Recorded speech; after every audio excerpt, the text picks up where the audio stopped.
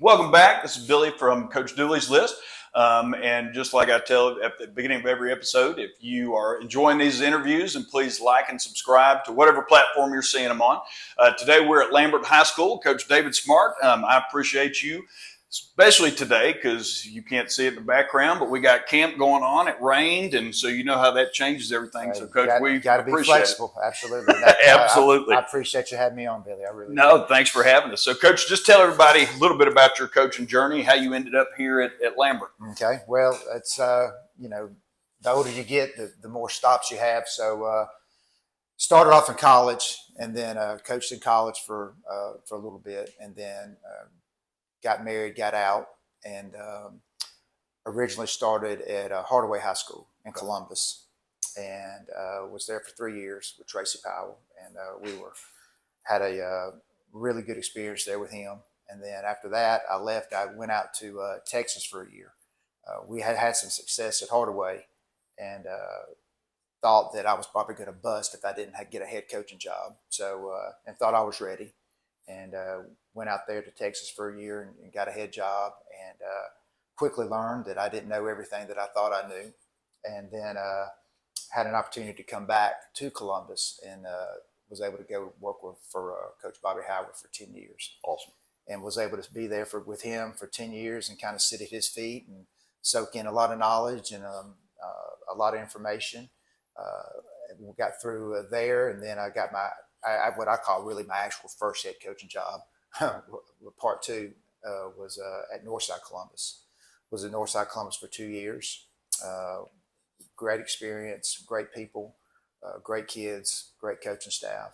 And then left there, went to Brookstone for a year, worked with Vince Massey, took an administrative role there, and got an opportunity, got a phone call, got an opportunity to go to LaGrange. Called, and Donnie Branch had stepped down.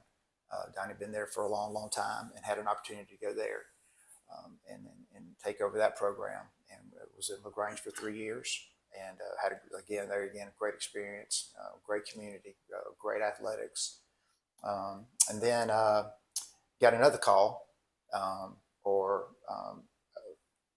a feeler out about a new school opening for Forsyth County. And Denmark was opening up, and so reached out and interviewed for it and got that. So I was able to come to Denmark and was there for 3 years. Started the baseball and softball program there, and then left there. Went to Creekview for a year, and then came over here originally to come over here to work for Rick Howard. Rick was at Lambert then, and then it ended up me taking the program over. So I've been here. This is just finished my 3rd year, my 4th. You mentioned a lot of great baseball names in there. I mean, between Coach Howard, Coach Massey, both Coach Howards. Yeah. Yes, Yeah. both Coach Howards. Yeah. So Yeah. no, and even Donnie Branch, down at LaGrange. Absolutely. Donnie's one of my best friends. A tremendous human being. Great baseball coach. And actually, when I left, he took it back over. I knew that. I didn't realize that he had come. Well, I knew he came back, but I didn't know there was a lull there. Yeah, there was. He had gotten out, retired, and then I came up and was there. And but he's just a great man, great coach. And all those guys that I mentioned, whether it was starting off with Tracy and then going with Bobby, and then and even along the way developing those relationships. Playing against people like Donnie, and that's how I got to know Vince, and coaching against Vince, and going to work with Vince, and just the people. That's to me, and you probably agree with this too. It's I love coaching and I love athletics and I love the kids, but the relationships that you make along the way, those are the ones that impact you. I mean, the most. My best friends are coaches, and so it's just the relationships that this profession has led me to is there's just no substitute for it.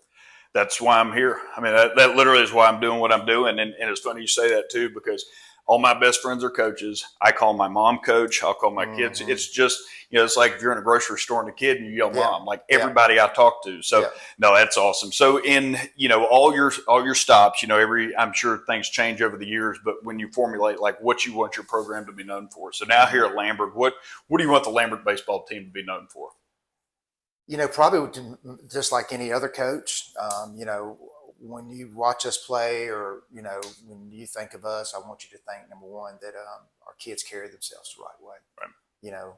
We always tell our guys at some point, the game's going to tell you when you can't play anymore. Okay. But, what kind of person are you? What kind of human being are you? Because really what matters is, we want good players and we want to win games and we want to win championships. But ultimately, the impact that we have is, okay, what kind of dad are you going to be? Right. What kind of husband are you going to be? What kind of employee are you going to be? And so, we put a tremendous amount of effort into that as far as developing the person. And so, did they carry themselves the right way as far as the way we play the game? Did we play hard? Did we compete? Those are things that and then obviously, are we well coached? Do we look like we know what we're doing? So a lot of times we do, and there's some of those times, and as well as I do, that you look out there and it looks like two mules fighting over a turnip. It's not good. So, it's but ultimately that's what we want. We want our kids to carry themselves the right way. We want our kids to compete because, I think one of the greatest gifts a kid can acquire, and I do think it's a skill, is learning to compete. I agree. Learning to get kicked, get knocked down, get kicked, and get back up. And because really, that's what life is. You're going to get knocked down. What are you going to do? You're going to get up, or you're going to lay there and waller in it. I got a 10, a 3, and 4-year-old boys at home, and we talk about that all the time. So, do we compete? And do we play hard? Do we play the game the right way? Do we respect the game, and do we respect our opponents? And we could get into a diatribe about all that going on in college baseball, and nobody really wants to hear my thoughts on that. But there are many people watching that would. I do think that there is, I think that respecting your opponent is something that we're going to do. We're going to do that. We're going to respect the game, and because that's the way you're supposed to do it. I agree. And I've had a lot of conversations, and like I said, we won't dive into all that, Yeah.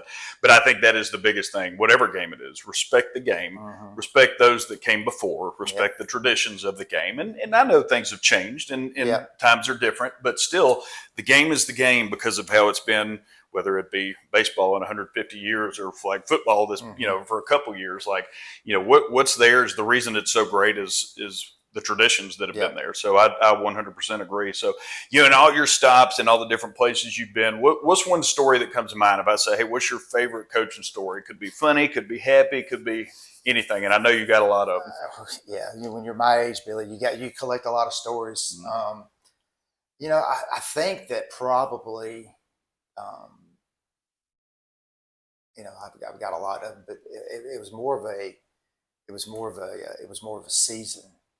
Kind of story was our first year in Denmark when we opened, and we got thrown in with Marist, Blessed Trinity, Flowery Branch, Chestatee, White County, and West Hall.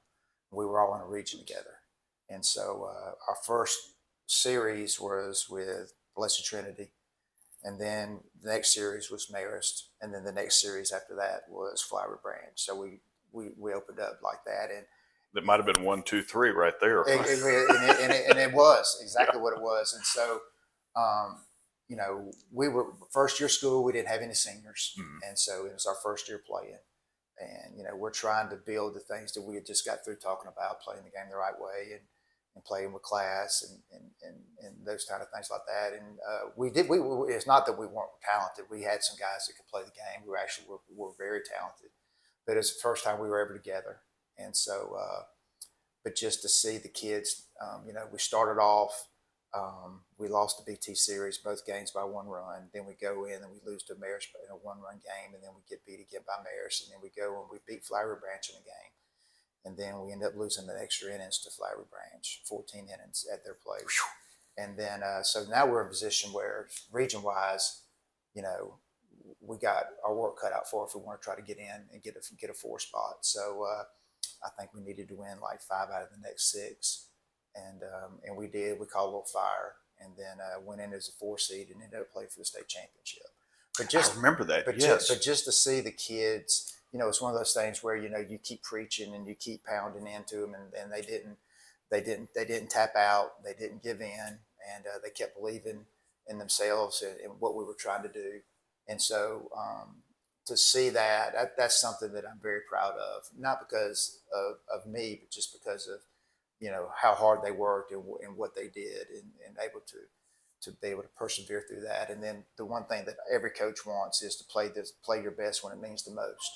And so to see that happen, and it's rare that happens, but it did. And so I was very thankful. It's probably I wouldn't say it's my favorite team, but it's probably one of my most favorite experiences coaching.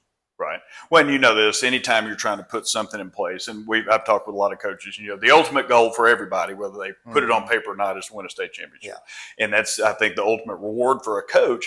But we also both know that sometimes your best coaching jobs, are not when you even win region. It's getting things started like that. Yeah. So no, that's awesome. So, with all the things you've experienced in coaching, starting a new program, being under some legendary coaches, what's 1 or 2 or 10 pieces of advice you might give to anyone who thinks they want to get into a head coaching role? Great question, and there's a lot of answers. But let's have them. From my experience, the first thing I would tell you would be, I was with Bobby for 10 years. And so when I was there for 10 years, 7 out of those 10 years we played for it. Spoiled. Yeah, exactly. And so, but then you see, so when I leave, we're just going to do everything that he did. Mm-hmm. And which there's nothing wrong with that. We did a lot of great stuff. But at the same time, the biggest thing I had to learn is that I'm not him. Right. You got to be yourself. Mm-hmm. You got to be who you are. And so that was a lesson that I learned. I would think that the other part of it is I would say be patient. I told you, after 3 years in, and then I go to Texas to become a head coach, and I was no more ready than the man in the moon, and thought I was, and I wasn't. And so then I did learn to say, hey, listen, I need to learn a lot more about this game, and went and was there with Bobby for 10 years, and was like, okay, and learned a tremendous amount. But I think coaching and being a head coach is kind of like being a parent. You can study, you can read, but until you get thrown in there, buddy, sometimes you just got to get in there and do it. So be patient. Don't be in a hurry. And you're never going to be completely ready, though, at the same time, because you're going to get a lot of things thrown at you that you had no idea was coming, that you've never experienced as an assistant coach. So. Oh yeah, no, definitely. All the different things that come with it. I know Roger Parham was talking about that. He said Danny Redshaw told him, you don't know what you don't know, and there are a lot of things that you don't realize you're even going to need to know. No, absolutely not. And a lot of times it's when, and not throwing shade at parents or anything, but it's when a parent shows up with a question and you go, I've never had this before. Yeah. Or your AD comes and says, what are you going to do about this? Yeah. Like there's so many things that could happen. So no, that's good. And part of the whole idea behind Coach Dooley's list is to connect coaches with vendors, trying to make their life a little bit more simple instead of searching.